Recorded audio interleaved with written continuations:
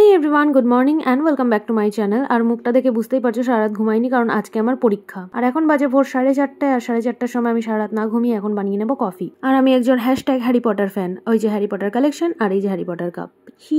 তো চলো coffee toffee খেয়ে এবার আবার একটু লাস্ট মিনিট রিভিশন করে নিই। জানি এমনি তো কালকে কি যে হবে ভগবানই জানে, এত টেনশন লাগছে। তো সারা রাত ওই টেনশনে ঘুমাতেও পারিনি।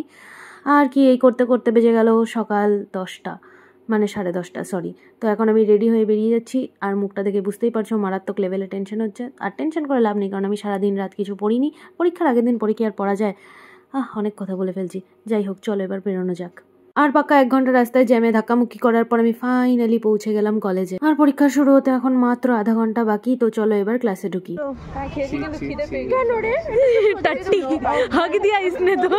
আর এই যে এদিকে আজকের মতো এক্সাম শেষ, তো চলে যাই বাড়ি। আর বাড়িতে এসে ঘটে যায় আমার সাথে এক ট্র্যাজেডিক ঘটনা। সেটা হলো, তো এই দেখো গাড়ির সিটটা আজকে কমপ্লিটলি এই সাইড থেকে খুলে চলে আসছে। তো চলো এবার আমি মেকানিকের কাজ শুরু করে দিই। আর পুরো 1 ঘন্টা এখানে ঘুচুর করার পরে আমি ফাইনালি এটা ঠিক করতে সক্ষম হই। আর নিজের ট্যালেন্ট দেখে আবেগে আপ্লুত হয়ে আমি এই সিদ্ধান্তে পৌঁছালাম যে অ্যাডভোকেসি ছেড়ে দিয়ে এবার মনে হয় একটা গ্যারেজই খুলতে হবে আমাকে। তো কারোর যদি মেকানিকের প্রয়োজন হয় অবশ্যই কন্ট্যাক্ট করো। আর জীবনে আর কোনো ইন্টারেস্টিং ঘটনা না ঘটায় আমি একবারে চলে আসলাম ডিনারে। আর আজকে ছিল সব রেস্টুরেন্ট থেকে আনা খাওয়ার, কারণ মা নেই বাড়িতে। তো যাই হোক, ভিডিওটা আজকে এই অবধি রাখছি। দেখা হবে পরের ভিডিওতে। টাটা।